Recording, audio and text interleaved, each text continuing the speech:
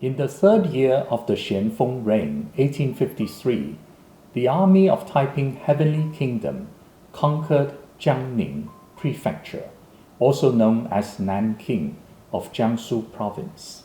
The Taiping rebels renamed the prefecture Tianjin, Heaven's capital. In January the 10th year of the Hsien-feng reign, 1860, the army of the Manchu Qing dynasty surrounded Tianjin. In February, Prince Loyal Li Hsiu-ch'eng led an elite Taiping army to attack Hangzhou to alleviate the siege. The officials and citizens of Hangzhou were in fright and panic. The civil and military officials gathered together to discuss the entrenched defense of the city walls and the secured closure of the city gates. Li Hsiu-ch'eng captured a group of miners in Jiangshan of Zhejiang province.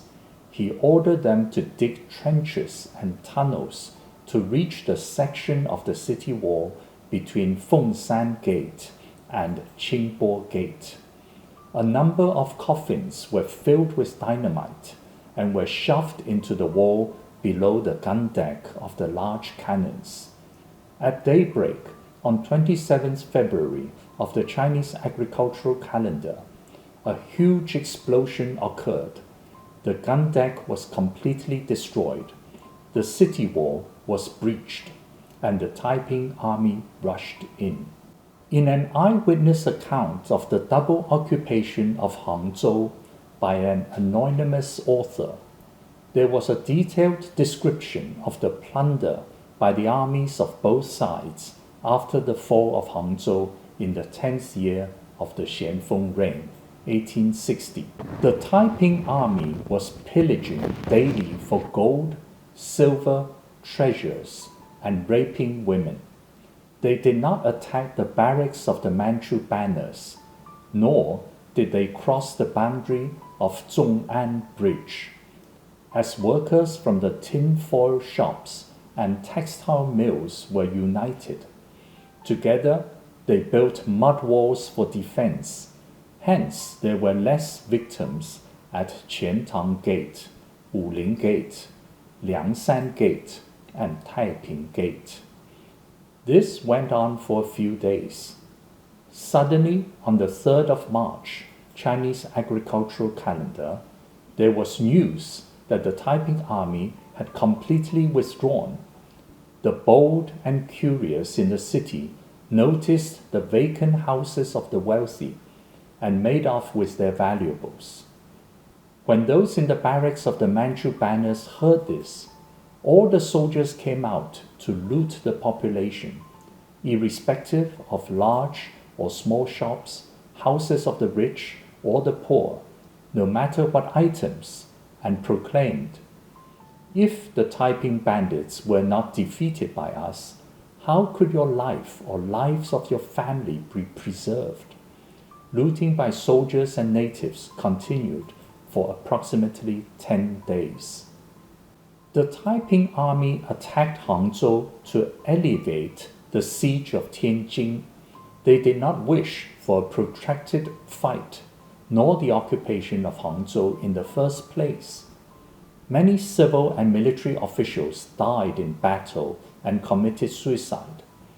After the withdrawal of the Taiping army, government buildings were deserted and civil administration was paralyzed. With the fall of Hangzhou, some of those who died in battle were Wang Youduan, Provincial Administration Commissioner of Zhejiang Province, Miao Zi, Salt Distribution Commissioner of Jinhua, Quchou, and Yanzhou circuits of Zhejiang Province, Zhong Sun Mao, Intendant of Ningbo, Shaoxing, and Taizhou circuits of Zhejiang Province, Expectant Circuit Appointee Chen Bingyuan, Chen Bao'an, Prefect of Shaoxing of Guangdong Province, and others. Some of those who committed suicide were Luo Zundian, Governor of Zhejiang Province, together with his wife and daughter committed suicide by poisoning. Ye Kun, intendant of Hangchou, Jiaxing, and Huzhou circuits of Zhejiang province, with his son, committed suicide by jumping into well. Ma Ngongxiao, prefect of Hangzhou, Li Fuqian, district magistrate of Renhe, and his nephew, Li Yuanxi, who was captured and killed while berating the enemy. Tai Hsi, junior vice president of the Board of War, with his brother Xu, who attained the Hsiu-ch'eng degree, his daughter-in-law Jing, his nephew Wang Caorong, all committed suicide by jumping into well. When the year becomes cold, then we know how the pine and cypress are the last to lose their leaves. In troubled times, we may encounter the loyal and righteous. To sacrifice life to preserve virtue in a state of composure is already not easy. For father and son, husband and wife, brothers or members from different generations to commit suicide together is particularly demanding. The Confucians of the past cultivated and nourished their righteousness and reason, reaching a profound state of the mind. The junior vice president of the Board of War was Tai Hsi, 1801 to 1860, tz'u Chunsi, Chunsi, Hou, Lu-chuang, Lun-an, Yu-an, Meng-xing, Song-ping, Jingdong-居士. His studio names were Si-yen-zai, Ji-ku-zai, Zhu-su-tang, Chun-meng-an, Jiu-hua-su-wu. He was a native of Qiantang, Zhejiang province. He attained the Juren degree in the 24th year of the Jiaqing reign, 1819, and the Jingsi degree in the 12th year of the Tao-kuang reign, 1832. He was first appointed as observer to the Hanning Academy, then compiler, and served in the imperial study. He was appointed Educational Commissioner of Guangdong Province. He occupied the position of Grand Secretary of the Grand Secretariat a number of times, and was also appointed Junior Vice President of the Board of War. When he chose martyrdom in Hangzhou, he was aged 59. He was posthumously awarded the rank of Minister, Commandant of Cavalry, Commandant of Fleet as Cloud Cavalry. A posthumous name, Wenji, was bestowed, and a special temple was ordered to be built for him in his native town. Tai Hsi was skillful in composing essays and poetry. He also excelled in painting. They were refined and enduring, celebrated throughout the whole country. His works include a study of the history of the Book of Documents, examinations for official promotions, anthology of poetry from Ji Ku Zai, writings from Ji Ku Zai, musing on painting from Ji Ku Zai, random record of painting colophons, a compilation of notes on ancient coins. In a record of the Poetry Companions of Wei Yuan, compiled by Li Bo-yong, there is a detailed account of the death of Tai Hsi. Li Hsiu-ch'eng struck at the territory of Zhejiang again, unsettling a number of cities. At the time, the governor of Zhejiang was Luo Zundian. He was dispirited and looked despondent, unclear what action to take. Tai Hsi devised and proposed a few schemes for war and defense. None was heeded. Luo erroneously trusted the plan by Miao Zi. The city fell. Luo died, and Tai Hsi also died. In the final desperate moment, Tai Hsi realized the situation could no longer be salvaged. He arranged his attire properly and leisurely wrote a poem. My ailing body of old meets the borderline of time. 8 years of defense patrol, only amount to shame. I let go of myself into a heap of white clouds. From now, I no longer wish to return to human fold. He then jumped into the water. Reading his final death poem, there was no hesitation to enact his moralistic stance. In his mind, life and death were equally ephemeral as a passing cloud. Later generations are impelled in awe and reverence. At daybreak on 27th February, Chinese agricultural calendar, the city of Hangchou fell. In the evening of 28th, in the midst of disintegration and decimation, Tai Hsi wrote a letter to Zhang Bitian, the chief commander general, seeking reinforcements. It reads, "In emergency, dear sir, since the morning of 27th, the city is in chaos. The soldiers faced the catastrophe bravely. The bandits set fire on all sides, and officials died in succession. The reinforcements that arrived are nowhere to be found. Those that are to arrive, there is no news. Yet the bandits are in fact slight in numbers, sometimes a few, sometimes only scores. Your Excellency has a venerable reputation. Lives of the whole city is solely dependent on your Excellency. If you can set forth at the speed of fire, you can open up the road to life, and the state of the southeast is still redeemable. I am imploring not just for the lives of the whole of Zhejiang province. I especially deliver this urgent report." Tai Hsi kowtowed 9 times. 28th February, in the hours of Xu, between 7 p.m. to 9 p.m. It was indeed a soul-stirring moment when life was hung by a thin thread. The house had now fallen. The only thing left was to offer full loyalty. It should be sometime during any of these 3 days, 29th February, 1st March, 2nd March, when Tai Hsi committed martyrdom. The Taiping army withdrew to return to Tianjin on 3rd March. In his lifetime, Tai Hsi enjoyed an exalted reputation for his painting. After his appointment to become Educational Commissioner of Guangdong Province, he took leave of Tao-kuang Emperor, and the emperor said, "In order to paint well, the ancients traveled thousands of miles for inspirations. Your trip will entail traveling through mountains and rivers.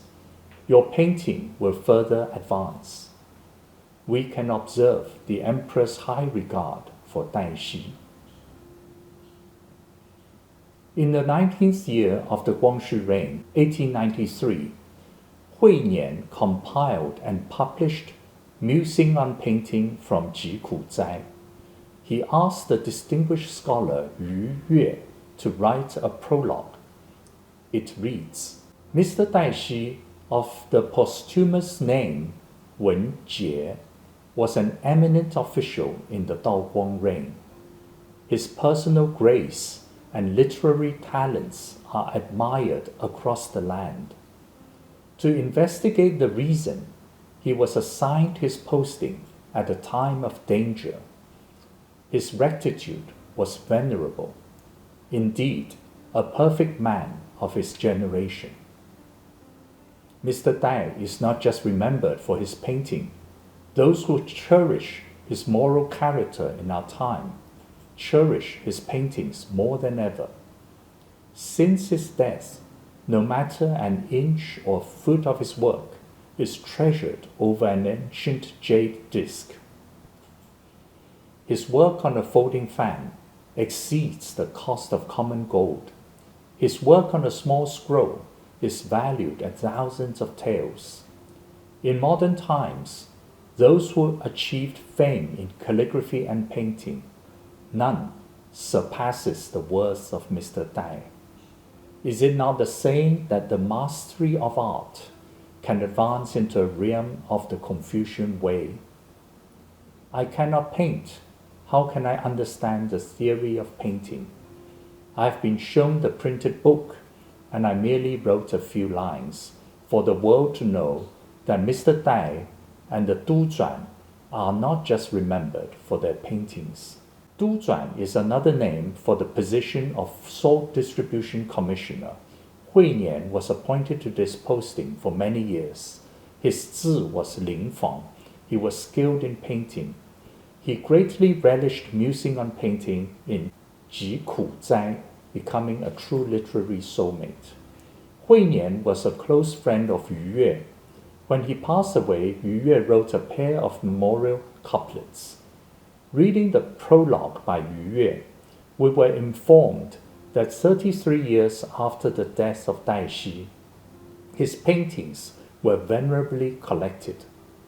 A painting is treasured because of the artist, and the artist is acclaimed because of his moral conduct. Chinese art, since ancient time, is not just about the visual pleasure of brush and ink. That the name of Tai Hsi is so immortalized is evidence of this premise. In the collection of Wenmiao Xiangzai, there is a fan painting by Tai Hsi. The subject title is A Homecoming Boat Along Autumn Hills. In the painting, there are adjacent trees and distant hills, a leaf-like boat, and miles of emptiness. The tz'u poem on the painting reads, A boat parting the waves of pleated shadow, calling to go home, to voyage forward in a silken scenery. Young willows leaning, florets in the cold wave goodbye. In the frosted woods, speckles of red seeping through. Gazing the distant hills till the skyline freezes. Once more in a hurry, it is time to leave. Veils of trivial melancholy, a whiff of solitary grief, dreading the west wind that scours one gaunt. Anfu, the fourth brother, requested that I painted the picture A Homecoming Boat Along Autumn Hills. I playfully inscribed the tz'u poem to the tune Ye-xing-chuan and begged rectification. September of the year Jia-ch'eng, Chun-si, Tai Hsi. Seal impressions, private seal of Tai Hsi and Lu Chuang Ju Si. The year Jia-ch'eng is the 24th year of the Tao-kuang reign, 1844. At the time, Tai Hsi was aged 44. This painting was dedicated to Anfu, the fourth brother, his biography unknown. The word brother here is only a courteous title used to address an elder friend. As Tai Hsi was a native of Hangchou, A Homecoming Boat Along Autumn Hills was perhaps inspired by the refined and delicate scenery of West Lake. Anthology of poetry from Ji-ku-zai by Tai Hsi is extant, but it is rare to come across his tz'u poem. This piece of tz'u poem to the tune Ye-xing-chuan should certainly be cherished. Beside the fan painting, there is a colophon by I-heng. It reads, This was the brushwork of my uncle at the age of 44. At that time, I was 19. Now I am already 46. The paper and ink are fresh as new. It must have been blessed and protected by spirits. Nephew I-heng bowed respectfully to peruse. Seal impression, seal of Tai I-heng. From this, we learned that the painting was in the art collection of Tai I-heng, 1826 to 1891. His tz'u was Yongbo, Da Zun, Tai Hsi Tuanzang, Hangchou. His studio name was tz'u.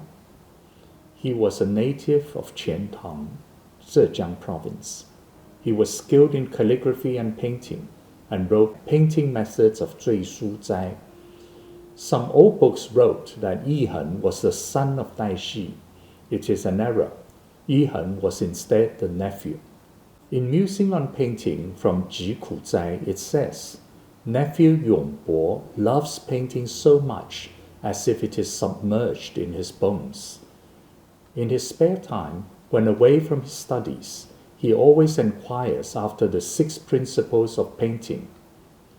Now, reading this colophon beside a painting, I-heng addressed Tai Hsi as his uncle and inscribed the word nephew for himself. This is evidence to end past fallacy. Tai Hsi had 2 younger brothers, Tai Shu and Tai Tao. Tai Shu committed martyrdom with him together in Hangchou. Tai Hsi had 3 sons, You-heng, Ke-heng, Sui-sun. One might speculate that when the earlier authors saw the names of the 2 sons, You-heng and Ke-heng, both with the character Heng, they mistakenly assumed that I-heng was also the son. This year is the 161st death anniversary of Tai Hsi. I have attempted a crude account in his memory.